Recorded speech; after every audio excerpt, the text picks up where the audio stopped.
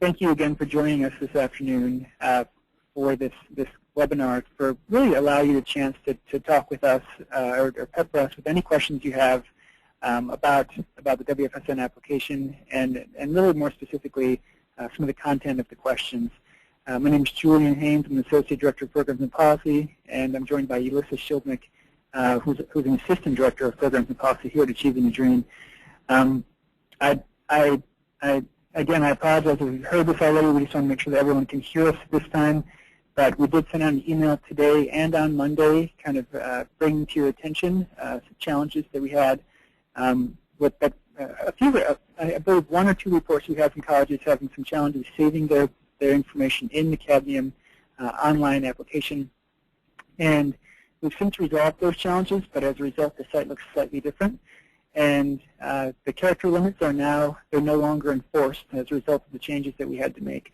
So we ask that you please use the Word document that we sent out on Monday of the application questions with using a tool in Word to just monitor how many words are in that response, and then copying and pasting in it into the Cadmium site. That'd be very helpful. To please stick to those word limits, even though you won't be restricted in Cadmium. We will be paying attention to that the responses stick to that word limit when we're doing an initial review of the proposal. So if you could please, one, use the Word document. It's great for backing up your work, and you can kind of self-monitor the words the word limit that we've indicated, both in the Word document and online for ease of review and consistency across proposals. I'm going to start by just briefly addressing a few questions that have come in the last week or so, and then we can open it up.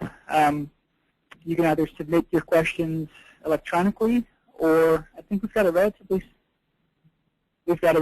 small group. So if you would like to try to use your phone and ask your question, just raise your hand, and we'll let you know when you're unmuted, and you can ask your question. Otherwise, feel free at any time to submit your questions electronically, and we'll go through them as they come in. But the 3 questions that I have that have been submitted so far are: would it be possible to increase max word count for questions? And we feel like at this point the word limits are hopefully will suffice for what we're looking for in the response. You don't have to. I think for the ease of review, the number of proposals that we have and in the time that we have to do it, that's how kind of we landed on the word limits and the responses that we're anticipating. If that's helpful at all, if not, please feel free to call us if there's a particular question where you say, I just can't fit it into this space. We may be able to help coach you on more specifically kind of the highlights of the response that we're looking for and get it down to the word limit size. The second question is, will there be any additional travel funding available through the project to travel to national and state meetings? This question can be answered directly by looking at Appendix 2, found under the Relevant Resources section of the internal homepage. It specifically addresses that ATD will help cover expenses for a select number of consortium representatives for 2 large WFSN convenings, such as colleges participating during DREAM and other large national convenings of WFSN consortia representatives. So the short answer is yes. Funding, some of the funding from these grants can support travel, and it's just a matter of identifying what events you're interested in attending. There are some larger annual events, such as DREAM, as I just mentioned, and other perhaps events in your state, annual higher education summits or annual higher education conferences that you can use WFSN funding for, as long as it's relevant to the work. The last question that we had submitted just within the last week was with regard to scaling the work. And when we talk about scaling, is it meant to include all low-income students or a specific target group of students? And I think ultimately the long-range goal is for to kind of work toward one, designing your WFSN-related work with scaling in mind, and working toward kind of the aspirational goal of supporting or serving 40 to 50% of your institution's total low-income student population. But another way of looking at it to kind of work toward that goal is scaling within a specific subgroup of students that may be your target population. So if you're reaching 25% of, just as an example, low-income Latino males, but you want to work towards supporting 50% of that population, that can also be defined as scaling. But specifically, when we talk about 40 to 50% in the RFP, we're talking about all low-income students, not just those in your target population. So I hope that answers that question, and I'm happy to elaborate on any of those three that I mentioned that came in the last week. So at this point, feel free to submit other questions. If you'd like to raise your hand and ask over the phone, by all means. If not, submit electronically. I'm just going to, a few have come in, so I'm just going to take a look at them real quick, and then I'll pop right back on.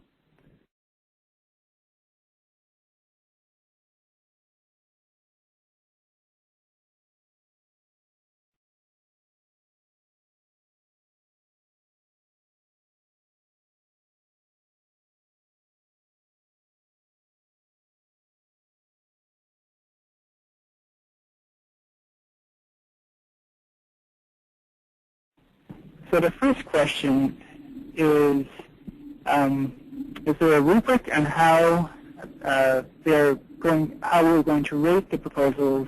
How are they going to rate a state, since they will be 4 different proposals? That's a good question. Also in the RFP, you'll see, I believe on, let's see here, page 12 and 13, there's both baseline and competitive criteria that we'll be looking at and kind of weighing the proposals against. That just briefly, some of the college level baseline criteria include commitment to racial equity and poverty reduction, demonstrated commitment by community college leadership at multiple levels of the college to implement and consistently pursue efforts to institutionalize WFSN, demonstrated ability to collect and use data to inform program design and improvement. That's just a few kind of baseline criteria that we'll be looking at that are in the RFP. Some of the more competitive criteria include evidence of leadership and management structure necessary to implement proposed work, and the consortium's overall vision for implementing and scaling WFSN strategy, including an analysis of each college's work and implementing at least one of WFSN's 3 core service areas, a process for identifying and engaging students who are most in need of services, a description of ambitious outcome goals over 3 years of the grant, how WFSN-related services are being designed to address the economic well-being of low-income students and their families. So those are just some examples of the baseline and competitive criteria that we'll be looking at, and there are different. The rubric we're using will kind of help delineate between those that fully meet the competitive criteria and those that meet some of the criteria but not all. So that's, I hope that sheds some light on how we'll be evaluating the work. For the state partner organization, we're looking for state partners. We've already pre-selected the state partners, as you well know, but those that can really showcase that they have experience at the state level implementing college reform initiatives and evidence of leading successful cross-college collaborations. That can mean so many things, but really we're looking for a state partner organization that knows the community college space well and is a good connector and kind of can provide some, be more or less a hub among the consortium colleges to kind of develop a learning agenda and promote promising practices for WFSN, and also that have the potential in years 2 and 3 to begin to push the policy agenda for some of the things, some of the evidence that is beginning to come out about WFSN services as it's tied to student achievement.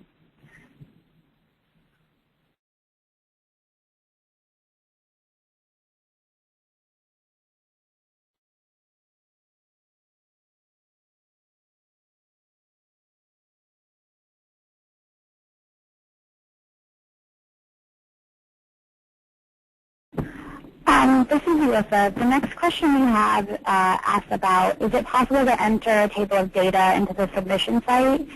And just, what about formatting text, bold, indents, etc.? I've actually gotten this question from a number of other people. I tried inputting a table of data, and it did not work for me. And we've been urged by our web developer not to import tables. So I strongly suggest that you do not do that. You do not have the ability to bold, but if you copy and paste from a Word document, it will take bulleted information that way. Otherwise, you can just use a dash when you're writing in the text boxes.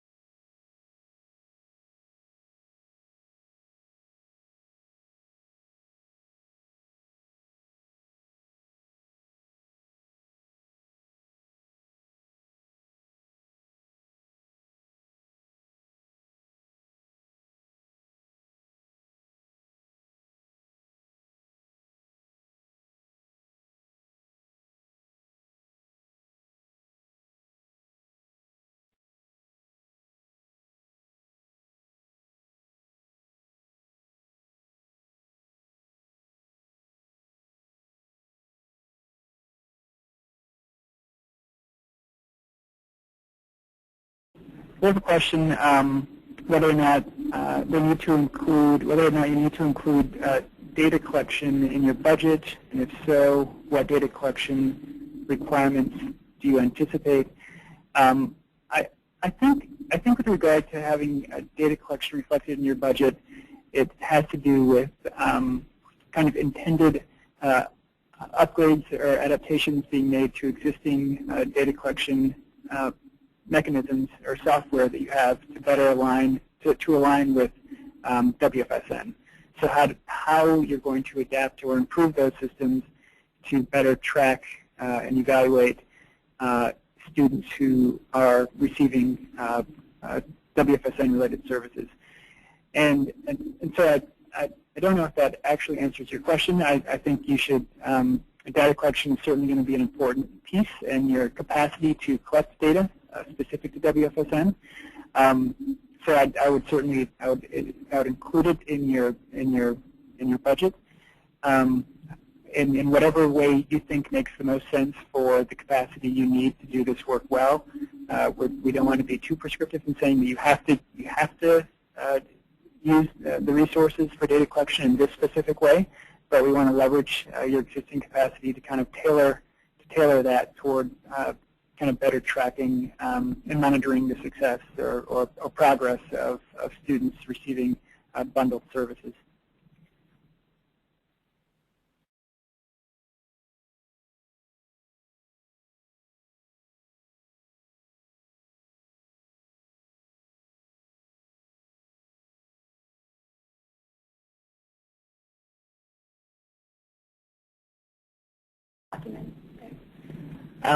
There's a question about the competitive and baseline criteria that I was just talking about on page 12 and 13. It is in the full RFP narrative that I believe is the first resource that in the online application under resources. If you click on that, you'll find the full WFSN RFP. Just to go back briefly to the data collection question, I think it's an important one. You may have colleges that are currently collecting data on the number of students who receive, public benefits access support or free tax assistance or access to child care subsidies. So it's it's or any other, they receive kind of one-on-one support from counselors or coaches with regard to financial asset development to better increase their net worth or credit scores. All of those things can be considered, obviously data points that you may already be collecting. We were interested in learning what you're currently collecting and how WFSN funding could help you kind of track what you're collecting even better and use to create reports to support the work moving forward. So I just wanted to add that last bit about the data collection.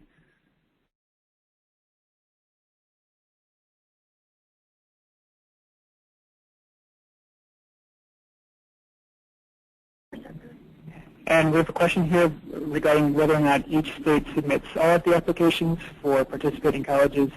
And actually, each college will be submitting their own applications.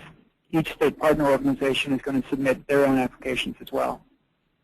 So as we've mentioned in previous webinars that we've had, the colleges will be evaluated as a group, but you do not have to work on your applications together. If you do, that's great. I think it's good to at least engage somewhat with the other colleges that are working on this application as well, just to learn more about who's doing what and how to perhaps align some of the work moving forward. But it is not a requirement. But each college will be submitting their own application, and each state partner organization will also be submitting their own application.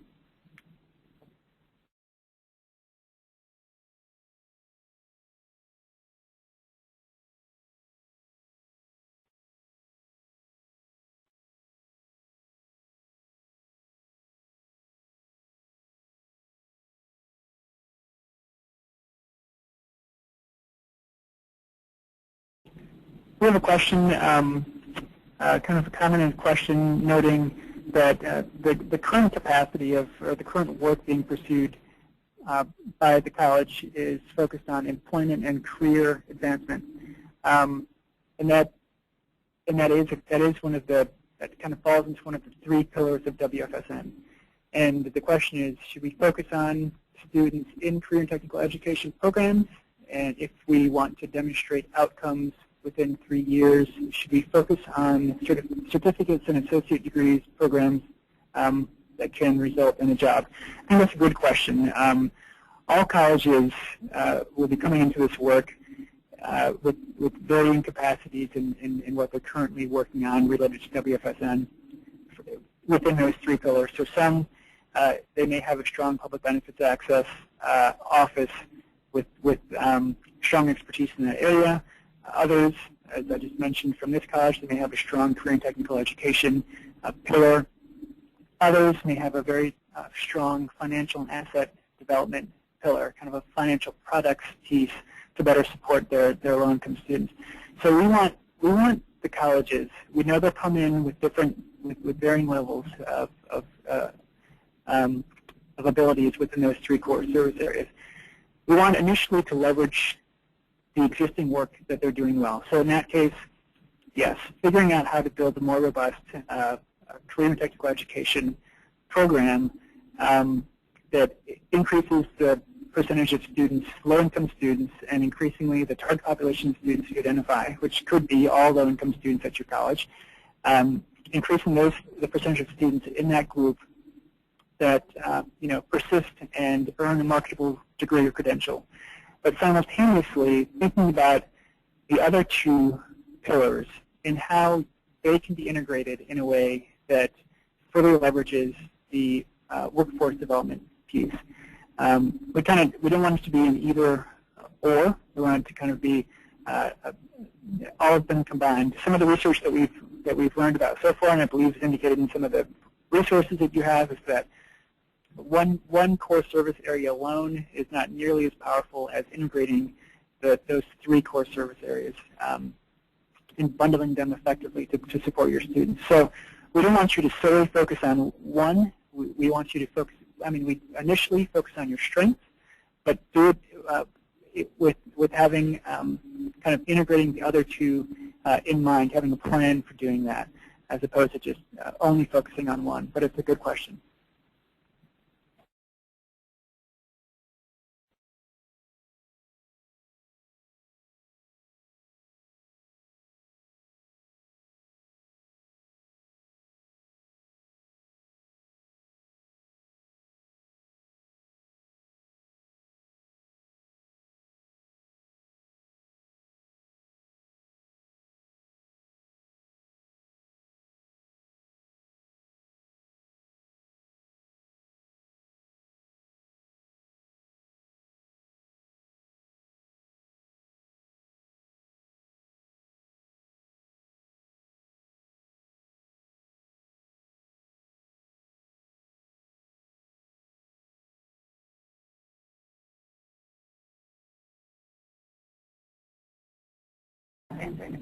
Sorry, thanks for holding. We're just scrolling through the questions to make sure we're getting everyone. Please hold on for one more second, please. Thanks.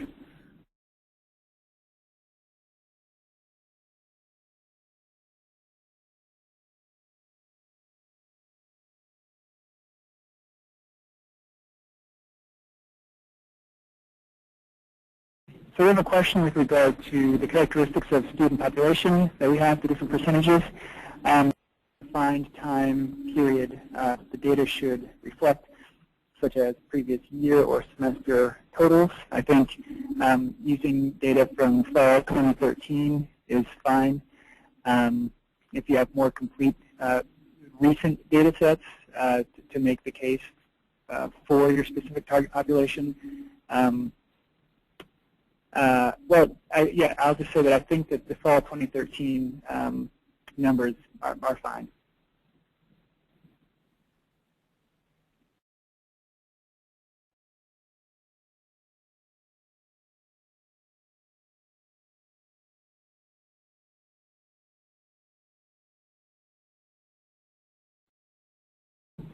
There's a question regarding how do we foresee collection of data on students' improved management of debt and finances.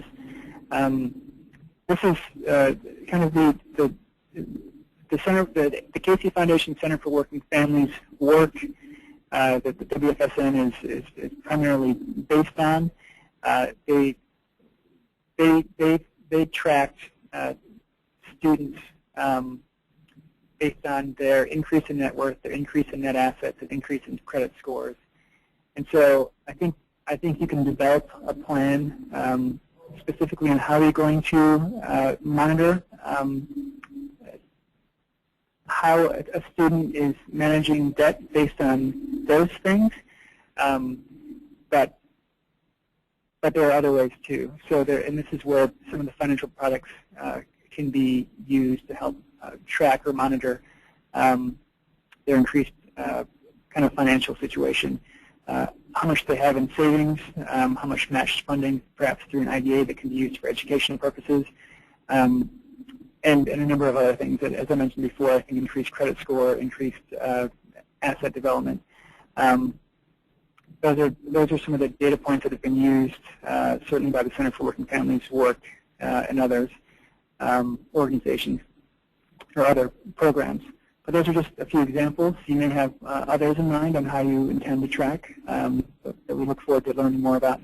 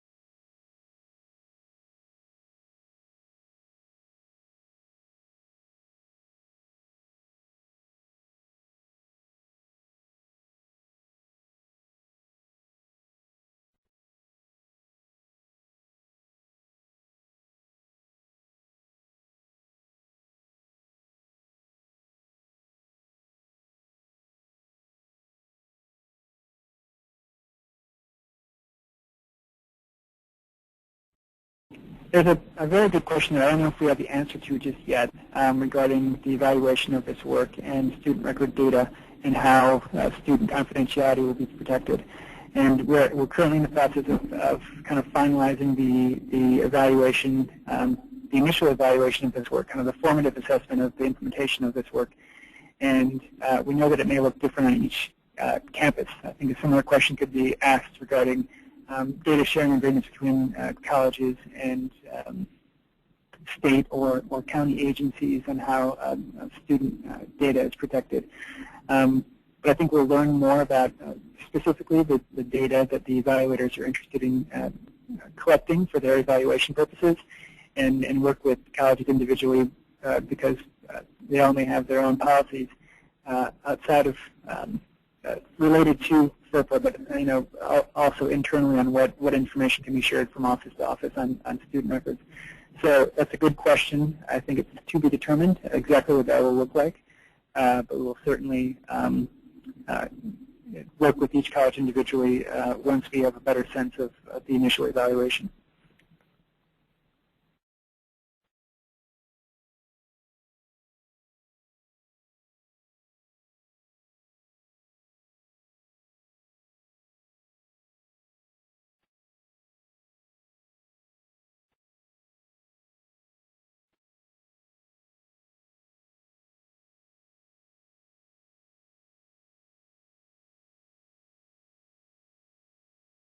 There's a question regarding whether or not we expect you to start, I guess, begin with your WFSN related services in the first year with first-year students.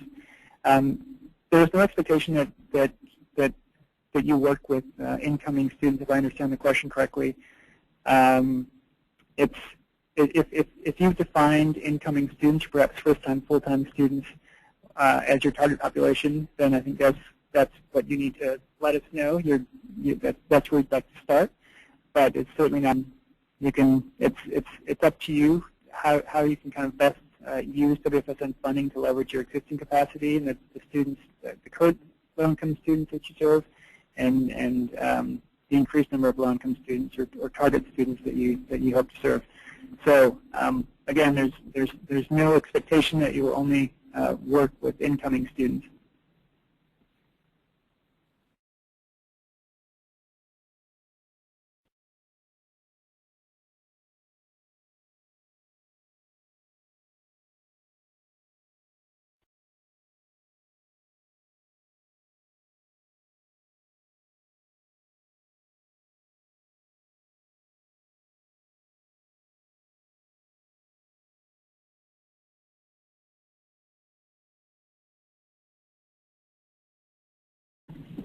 We got another question about non-resident alien.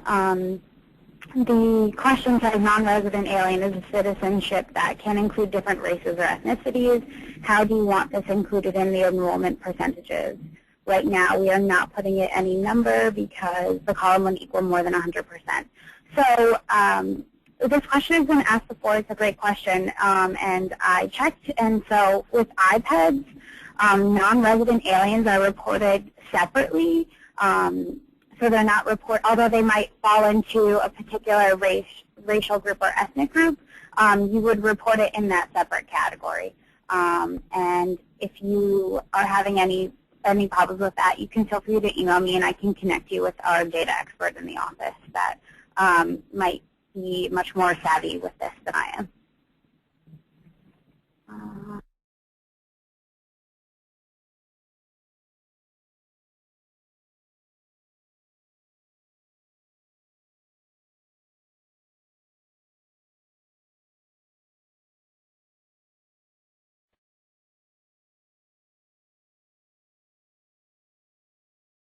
It looks like we have a hand raised from Cheryl.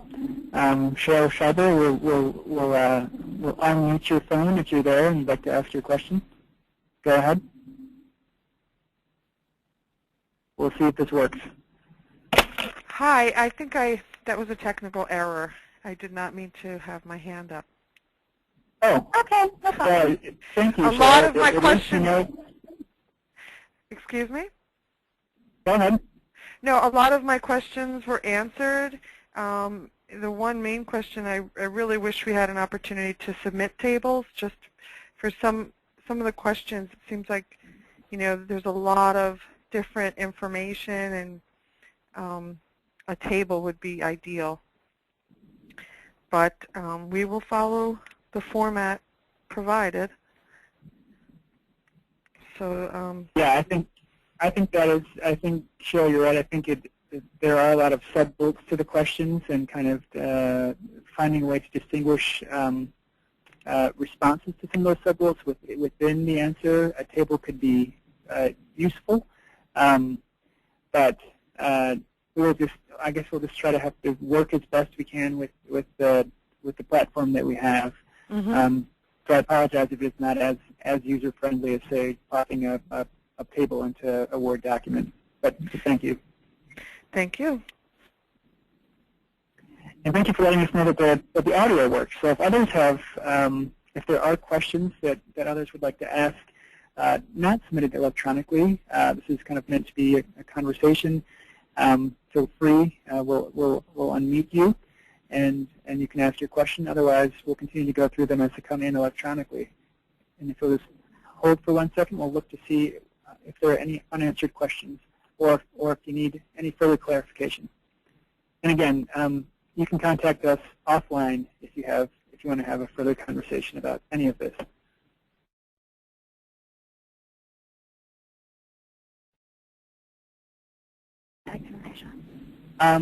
It looks like at least the questions that were submitted electronically we've addressed and hopefully done so in a way that sheds some light on some of the content of the questions. Again, if not, please follow up with us individually, and we can talk more in depth about them. Ultimately, we want WFSN funds to help you leverage existing efforts that you're currently working on to support low-income students, keeping in mind that you want to kind of build to your strengths, but also begin expanding beyond what your strengths are to include perhaps other 2 pillars or core service areas that you're not going as deep on as you'd like.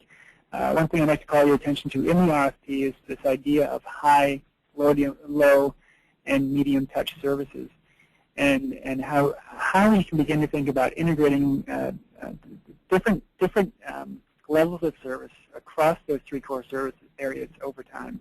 And so you may have a target population of students that right now you're providing, I guess, quote-unquote, low-touch services to. Perhaps an example might be a mandatory orientation for incoming students or existing students, or mandatory coaching that includes some level of financial coaching or asset building or asset development, but it's relatively low touch. And you say, ATD, we want to expand what we're defining as kind of lower touch services in, say, financial asset development to more high touch services. Or we want to expand an area of work where we don't have existing capacity and start with low touch and reach more students and kind of narrow that down over time to provide more intensive one-on-one services to that initially bigger audience of students. So that I encourage you to kind of read through the RFP. Again, it's a relatively over time, thinking about the 3 core service areas and the extent to which they can really benefit low-income students when they work together versus just individually. That's the kind of essence of what we're driving at with this work. And I also call your attention again to MDC's implementation guide that is also included in the list of resources, or can be accessed directly by going to wfsncollegeguide.org. And it really takes you through step by step some of the core elements that are needed to do this work well, and provides some good examples of colleges that are doing this work currently. Again, thank you for joining us this afternoon. We hadn't originally planned on having a webinar, but we wanted to just open it up and address questions that you all may have as you're filling out the application and thinking about some of these questions. Feel free to contact either of us offline, as I mentioned, and we can discuss some of these things and others, that, other topics you may have, questions you may have, in more in depth. So thank you again, and good luck with finishing up your applications. Have a good afternoon.